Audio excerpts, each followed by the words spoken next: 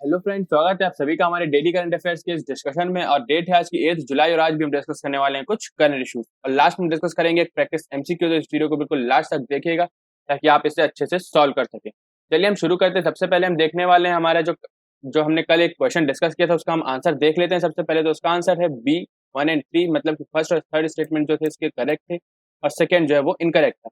Second incorrect क्यों था? क्योंकि देखिए यहाँ पे लो विस्कोसिटी तो होता है विंटर डीजल में, बट जो सल्फर कंटेंट है वो भी कम होता है विंटर डीजल में, हायर सल्फर कंटेंट नहीं होता है। तो इसलिए सेकंड स्टेटमेंट गलत हो जाता है। इसका सही आंसर था फर्स्ट एंड थ्री। अगर आपको अभी भी समझ में नहीं आया हो तो आप यहाँ पे एक्सप्लेनेशन देख सकते हैं, यहाँ पे एक्सप्लेनेशन गिवन है।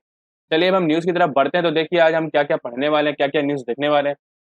सबसे पहले हम देखेंगे वर्ल्ड ड्रग रिपोर्ट के बारे में, जो कि हाल ही में अभी रिलीज की गई है यूएनओडीसी के द्वारा। उसके बारे में हम देखेंगे। फिर उसके बाद हम देखने वाले हैं global real estate transparency index के बारे में, मतलब ग्रेटी के बारे में। उसमें इंडिया की रैंकिंग देखेंगे और बहुत सी चीज़ के बारे में देखेंगे। फिर हम डिस्कस करने वाले हैं international financial services centre authority के बारे में। इसके अभी हाल ही में नए चेयरमैन बनाए गए हैं, पहले चेयरमैन बनाए गए हैं, तो इस अथॉरिटी के बारे में भी हम अच्छे से डिस्कस करेंगे।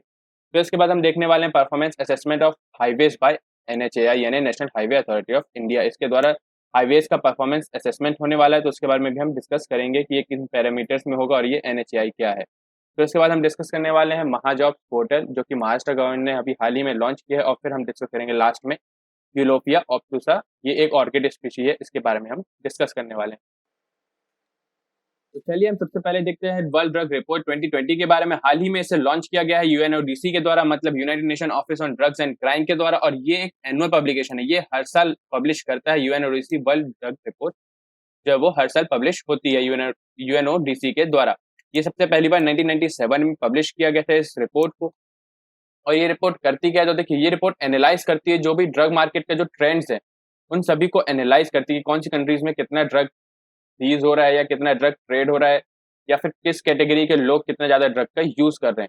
तो ये सभी जो ट्रेंड्स है ये सभी इसमें इंक्लूड किए जाते हैं वर्ल्ड ड्रग रिपोर्ट में। और इन्हीं डेटा के थ्रू जो अदर गवर्नमेंट्स है, अलग अलग कंट्रीज की जो गवर्नमेंट है वो इनिशिएटिव्स उठाती हैं ताकि ये जो ड्रग ट्रेड है या ड्रग मार्केट है उसको कर्ब कर सके। तो ये था वर्ल्ड ड्रग रिपोर्ट के बारे में। चलिए हम इसकी की फाइंडिंग देख लेते हैं। जो इस साल जो रिपोर्ट पब्लिश हुई है उसकी की फाइंडिंग्स देख लेते हैं हम। देखिए इसके अकॉर्डिंग, वर्ल्ड ड्रग रिपोर्ट 2020 के अकॉर्डिंग सबसे पहली की फाइंडिंग है कि जो ड्रग का यूज है वो वर्ल्ड में इंक्रीज हुआ है। तो लोग बहुत ज्यादा बढ़े हैं पॉपुलेशन के टर्म में भी और ओवरऑल नंबर के टर्म में भी। तो ड्रग का यूज क्या हुआ है, बहुत ज्यादा इंक्रीज हुआ है। इसका एग्जांपल देख लेते हैं हम। देखिए 2009 में टोटल 210 मिलियन यूजर्स थे ड्रग के, जो कि रिप्रेजेंट करते हैं कितना, 4.8% जो है वो ग्लोबल पॉपुलेशन का ये रिप्रेजेंट करते हैं। बट 2018 में यही जो नंबर है वो बढ़ के हो जाता है 269 मिलियन, मतलब कि अब क्या है, जो यूजर्स है ड्रग यूजर्स है वो बढ़ चुके हैं। और वर्ल्ड पॉपुलेशन के थ्रू देखा जाए तो 4.8% से 5.3% जो टोटल पॉपुलेशन के हैं वो ड्रग यूज कर रहे हैं। तो ये क्या हुआ, इंक्रीज हुआ है नंबर्स में, ड्रग यूजर्स के नंबर में इंक्रीज हुआ है। अगली की फाइंडिंग है, देखिए जो ड्रग के यूजर्स हैं वो रूरल एरिया के कंपैरिजन में अर्बन एरियाज में बहुत ज्यादा है। अर्बन एरियाज में जो ड्रग यूजर्स हैं वो ज्यादा है as compare to rural areas. ये ऐसा क्यों है? क्योंकि देखिए इसका एक रीजन ये भी हो सकता है कि अभी पिछले कुछ सालों में जो अर्बन एरियाज में माइग्रेशन है वो बहुत ज्यादा बढ़ चुका है। जो रूरल एरियाज से लोग क्या है अर्बन एरियाज में जा रहे हैं, और जो नंबर है टोटल, तो अभी लगभग जो वर्ल्ड की पॉपुलेशन है उसमें से 45% जो लोग हैं वो अर्बन एरियाज में रह रहे हैं। तो ये माइग्रेशन भी एक कारण हो सकता है जो ड्रग यूज बढ़ा है अर्बन एरियाज में उसका। तो अब हम अगली की फाइंडिंग देखते हैं। तो अगली की फाइंडिंग है हमारे पास कि जो ड्रग यूज है वो डेवलप्ड कंट्रीज में ज्यादा होता है as compare to developing countries. क्यों? क्योंकि वहां पे लोगों के पास मनी बहुत ज्यादा है और वो मनी का मिसयूज भी हो सकता है। तो इसलिए क्या है, जो ड्रग यूज है वो डेवलप्ड कंट्रीज में बहुत ज्यादा होता है। अगला हम देखते हैं। तो अगली की फाइंडिंग हमारे पास की लगभग 6 मिलियन लोग जो हैं वो सफर करते हैं ड्रग यूज डिसऑर्डर से globally. Only 1 out of 8 people, मतलब 8 में से सिर्फ एक इंसान ऐसा होता है जिसको ड्रग रिलेटेड ट्रीटमेंट मिलता है। जो ये जो ड्रग यूज डिसऑर्डर है उसके लिए उसको ट्रीटमेंट मिलता है, 8 में से एक ऐसा पर्सन होता है। तो ये बहुत ही बुरा नंबर है और इसको इम्प्रूव करना जरूरी है। अगला हम देखते हैं। अगली की फाइंडिंग है हमारे पास 1 out of 3 drug user is a women, but women represent only 1 out of 5 people in the treatment. मतलब कि ड्रग यूजर्स में वुमेन का जो प्रोपोर्शन है या जो परसेंटेज है वो तो बहुत ज्यादा है, बट जो ट्रीटमेंट है उसमें कम है। तो इसको भी इम्प्रूव करना बहुत ही जरूरी है सभी गवर्नमेंट को ग्लोबली। तो ये थी की फाइंडिंग्स। अब हम बात कर लेते हैं ड्रग सीजर्स के बारे में। इसमें दिया गया है, इस रिपोर्ट में बताया गया है कि किस कंट्री से कितना ड्रग को सीज किया गया है।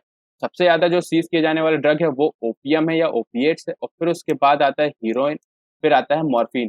तो ये जो है ये ड्रग्स सीज किए गए और इनकी क्वांटिटी भी बहुत ज्यादा है जो सीज की गई है। तो देखिए जो ओपिएट्स है वो कितना सीज गया है, वो 704 टन सीज किया गया है 2018 में। और जो हेरोइन है वो कितना किया गया है, तो वो 97 टन, और मॉर्फिन 43 टन सीज किया गया है। तो हम कंट्रीज की बात किया जाए तो देखिए जो ओपिएट्स है या ओपियम है वो सबसे ज्यादा कहाँ से सीज किया गया है, तो वो किया गया है ईरान से, फिर उसके बाद आता है अफगानिस्तान, फिर पाकिस्तान। जो इंडिया का जो नंबर है वो फोर्थ था ओपियम के मामले में। इंडिया चौथी पोजीशन में था कि इंडिया में कितना 4 टन ओपियम सीज किया गया है 2018 में। तो आपको ये चीज याद रखनी है कि इंडिया जो है वो चौथे नंबर पे है जो वर्ल्ड में जो ओपियम सीजर है उसमें। अगला हम देखते हैं हेरोइन सीजर की बात करते हैं, तो उसमें भी ईरान सबसे ऊपर ही है। सबसे ज्यादा हेरोइन ईरान से ही सीज की गई है, ईरान में ही सीज की गई है। लगभग 25 टन जो हेरोइन है वो ईरान से सीज की गई है। अगला आता है, उसके बाद आता है ईरान के बाद Turkey, US, China, Pakistan and Afghanistan. इसमें इंडिया की जो हेरोइन सीजर में है, इंडिया की जो रैंकिंग है वो है 12th पोजीशन पे है इंडिया, और इंडिया से 1.3 टन हेरोइन सीज की गई है। तो यह ड्रग सीजर के बारे में। चलिए अब हम एक ब्रीफ डिस्कशन कर लेते हैं यूएनओडीसी के बारे में भी, United nation office on drugs and crime के बारे में भी देख लेते हैं हम। तो इससे एस्टेब्लिश किया गया था 1997 में, और पहले इसका नाम था office for drug control and crime prevention. और ये बनाया गया था दो डिपार्टमेंट या दो बॉडीज को मिलाकर यूनाइटेड नेशंस की। तो देखिए कौन कौन सी थी वो। United Nations international drug control programme था, और crime prevention and criminal justice division in the UNO at Vienna. इन दोनों को मर्ज करके ये बनाया गया था office for drug control and crime prevention, और 2002 में इसका नाम बदल कर क्या कर दिया गया था, यूएनओडीसी यानी कि United Nations office on drugs and crime. ये हर साल वर्ल्ड ड्रग रिपोर्ट पब्लिश करता है, जिसे हम अभी डिस्कस कर चुके हैं। चलिए हम अगली न्यूज के बारे में देखते हैं। तो अगली न्यूज है हमारे पास, India rank 34th in JLL and LaSalle's biennial GRETI. तो ग्रेटी एक इंडेक्स है, इसका फुल फॉर्म है ग्लोबल रियल एस्टेट।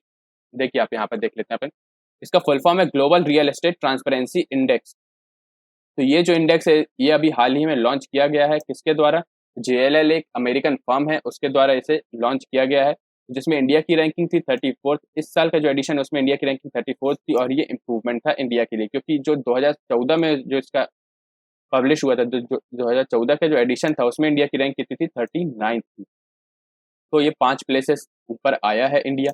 और ये क्यों आया है, तो देखिए कुछ गवर्नमेंट ने कुछ एक्ट्स लाए थे या कुछ इम्प्रूवमेंट किए थे, उसके कारण ये इंडिया इतना ज़्यादा इम्प्रूव कर पाया है। तो उनमें से हम कुछ डिस्कस कर ले। तो देखिए किस वजह से किया है, तो real estate investment trust framework जो है उसे इम्प्रूव किया था गवर्नमेंट ने, रेरा एक्ट 2016 में लेकर आया था, बेनामी transaction and prohibition amendment act 2016 में लाया था, और जीएसटी भी लाया था। तो इन सभी एक्ट के कारण क्या हुआ है, हमारी जो इंडिया की पोजीशन है वो इस रैंकिंग में इम्प्रूव हुई है। इंडिया का जो ओवरऑल स्कोर था इस साल के जो ग्रेटी रैंकिंग है उसमें 2.69 था, और ये स्कोर जितना ही ज़्यादा होता है उतनी ही रैंकिंग बुरी होती है। तो ये था इसके बारे में, न्यूज़ के बारे में। चलिए अब हम ग्रेटी के बारे में भी कुछ पढ़ लेते हैं, जिसका फुल फॉर्म है global real estate transparency index. ये आपको ध्यान रखना है।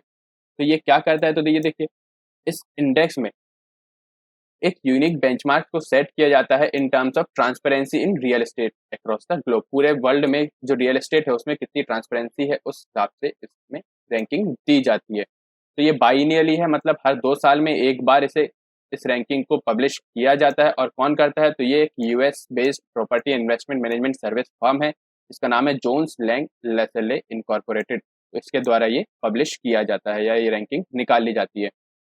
सबसे पहले ये रैंकिंग कब निकाली गई थी, तो ये निकाली गई थी 1999 में, और इस साल ये 11th एडिशन है जो इसकी रैंकिंग निकली है।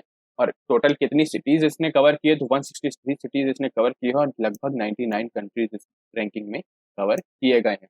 तब हम अदर कंट्रीज की रैंकिंग भी देख लेते, तो देखिए सबसे पहले फर्स्ट रैंक पे जो है वो कौन है, यूके की रैंक थी फर्स्ट, फिर उसके बाद सेकंड और थर्ड में है यूएस और ऑस्ट्रेलिया, और फिर हांगकांग की पोजीशन थी 15, ताइवान की मतलब कि जो रिपब्लिक ऑफ चाइना है उसकी पोजीशन कितनी थी, तो उसकी 23rd, और वहीं चाइना की थी 32nd। चाइना हमारी पोजीशन से अच्छा है, 2 पोजीशन आगे है चाइना। और फिर श्रीलंका, बाकी जो श्रीलंका, म्यांमार और पाकिस्तान है वो हम सभी से पीछे हैं, तो उनकी रैंकिंग थी 65, 72 और 73rd रिस्पेक्टिवली। तो ये थे अदर कंट्रीज की रैंकिंग ग्रेटी में। चलिए अब हम अगली न्यूज़ के बारे में डिस्कस करते हैं। तो अगली न्यूज़ है हमारे पास इंजेटी श्रीनिवास जी के बारे में। तो उन्हें अभी हाल ही में अपॉइंट किया गया है फर्स्ट चेयरमैन ऑफ आईएफएससीए। तो अब ये आईएफएससीए क्या है, तो आईएफएससीए है international financial services centre authority. तो इनको अभी हाल ही में इंजेटी श्रीनिवास जी को हाल ही में फर्स्ट चेयरमैन अपॉइंट किया गया है इसी अथॉरिटी का। चलिए हम इसके बारे में डिस्कस कर लेते हैं कि ये अथॉरिटी क्या है। देखिए इसे एस्टेब्लिश अभी रिसेंटली ही किया गया था, अप्रैल के महीने में, अप्रैल 2020 में ही इसे एस्टेब्लिश किया गया था और इसका जो हेडक्वार्टर है वो कहाँ है, गांधीनगर गुजरात में है।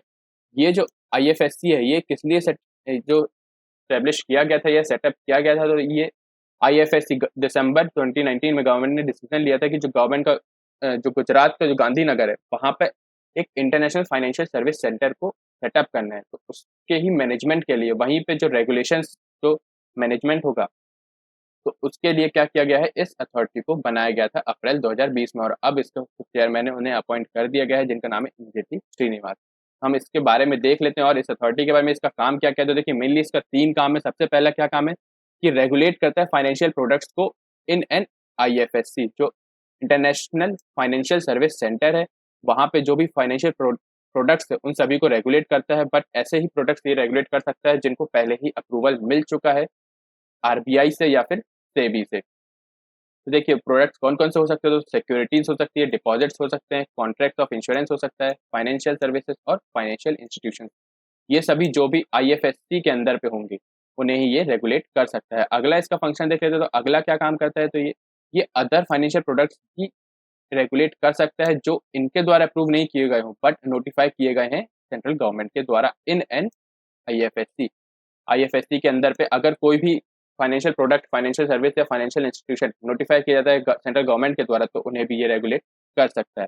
अगला हम देखते हैं अगला इसका फंक्शन क्या है, तो देखिए it may also recommend to the central government any other financial product, financial service और financial institution which may be permitted in an IFSC. तो अगर ऐसा कोई फाइनेंशियल प्रोडक्ट या फाइनेंशियल सर्विस या फिर फाइनेंशियल इंस्टीट्यूशन है जिसे आईएफएससी में होना चाहिए तो उसके लिए भी रिकमेंडेशन देता है ये सेंट्रल गवर्नमेंट को। तो ये इसके मेनली 3 फंक्शंस थे, आपको याद रखने हैं आईएफएससी के। और ये कहाँ पे है इसका हेडक्वार्टर, तो ये है गांधीनगर गुजरात में। तो आपको ये सभी चीज़ें आईएफएससी के बारे में ध्यान रखनी है। तो चलिए अब हम इसके मेंबर्स के बारे में भी बात कर लें। तो जो अथॉरिटी है इसके मेंबर्स कितने हैं, तो इसमें टोटल 9 मेंबर्स रहेंगे और ये अपॉइंट करेंगे कौन, सेंट्रल गवर्नमेंट इसे अपॉइंट करेगी। एक चेयरमैन रहेगा और एक मेंबर रहेगा आरबीआई से, सेबी से, आईआरडीआई से और पीएफआरडीए से।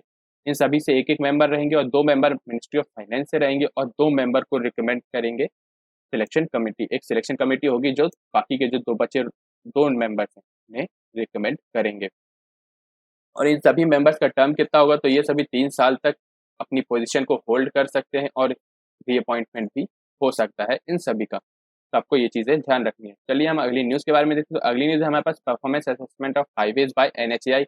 हाल ही में national highway authority of India ने ये डिसीजन लिया है कि वो जो कंट्री है अपनी इंडिया है उसमें जितने भी हाईवेज है उन सभी का परफॉर्मेंस असेसमेंट करेगा और उसी असेसमेंट के बेस पे उन्हें रैंकिंग भी देगा ताकि जो हाईवेज है वो अपनी अपनी जो क्वालिटीज है रोड की वो इम्प्रूव कर सके और रैंकिंग में सुधार लाने की कोशिश करते रहें। तो ये इसलिए लाया गया है। और देखते हैं हम इसके पैरामीटर्स देख लेते हैं कि क्या क्या पैरामीटर्स पे ये असेसमेंट होने वाला है। तो देखिए इसमें पहले हम बात कर लेते हैं कि किस चीज़ का कितना वेटेज रहेगा। तो जो हाईवे एफिशिएंसी है उसका 45% की वेटेज रहेगा इस असेसमेंट में, हाईवे सेफ्टी का 35% और यूजर सर्विसेज का 20% वेटेज रहने वाला है।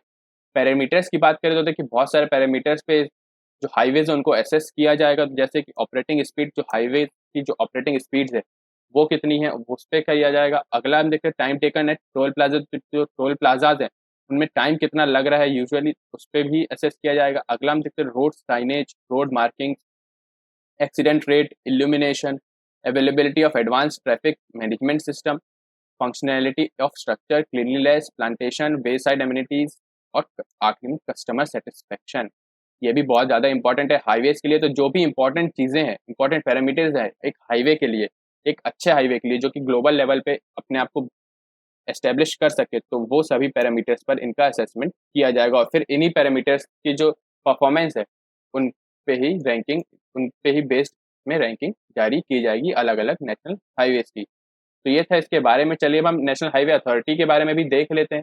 तो ये क्या है, ये सेटअप की गई थी 1988 में और ये एक स्टैट्यूटरी बॉडी है जिसे सेटअप किया गया था एनएचएआई एक्ट के द्वारा, यानी national highways authority of India act 1988 के द्वारा इसे स्टैब्लिश किया गया था। और ये किस मिनिस्ट्री के अंडर पे आती है, तो ये आती है ministry of road transport and highways के अंडर पे ये आती है। और ये एक बहुत ही इंपॉर्टेंट प्रोजेक्ट भी चलाती है जिसका नाम है नेशनल हाईवेज डेवलपमेंट प्रोजेक्ट। ये आपको ध्यान रखना है। जो ये प्रोजेक्ट है नेशनल हाईवे डेवलपमेंट प्रोजेक्ट है, ये किस लिए है? तो ये जितने भी रोड्स हैं या जो भी प्रोजेक्ट्स अभी चल रहे हैं नेशनल हाईवेज में, तो उन सभी का डेवलपमेंट, मेंटेनेंस और मैनेजमेंट करने के लिए ये प्रोजेक्ट चलाया गया था। ये प्रोजेक्ट 1998 में चलाया गया था गवर्नमेंट के द्वारा, ताकि जो भी हाईवेज है, जो भी रोड्स हैं, उन सभी को अपग्रेड कर सके, रिहेबिलेट कर सके और वाइडन भी कर सके, ताकि वो उनका जो स्टैंडर्ड है वो ग्लोबल स्टैंडर्ड की से मैच करा सके। तो ये नेशनल हाईवे डेवलपमेंट प्रोजेक्ट भी चलाता है NHAI।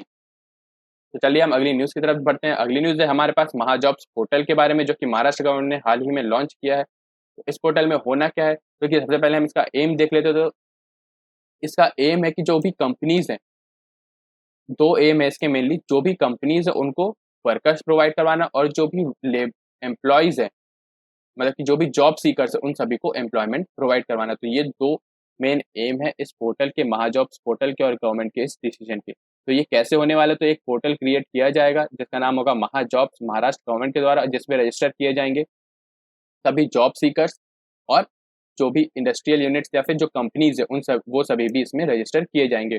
और इसमें टोटल 17 सेक्टर्स इंक्लूड किए गए हैं। फॉर एग्जांपल इंजीनियरिंग, लॉजिस्टिक और केमिकल, इन सभी सेक्टर्स में जॉब्स प्रोवाइड की जाएगी। ट्रेड्स कितने हैं? तो 950, लगभग 950 ट्रेड्स इसमें इंक्लूड किए गए। तो इन सभी ट्रेड्स में क्या है, जॉब प्रोवाइड की जाएगी। जो जॉब सीकर्स है वो अपनी अपनी प्रोफाइल इन सभी ट्रेड्स में भर सकते हैं, और जो भी कंपनीज उन सभी को जितनी भी रिक्वायरमेंट होगी वो उस हिसाब से रिक्रूट कर लेंगे इन जॉब सीकर्स को। बट एक इंपॉर्टेंट चीज इसमें ये चीज है कि ये जो है सिर्फ महाराष्ट्र के जो सिटीजन्स हैं, जो महाराष्ट्र स्टेट के जो भी लोग हैं, सिर्फ उन्हीं के लिए, क्योंकि इसमें जो डोमिसाइल सर्टिफिकेट है वो मैंडेटरी है।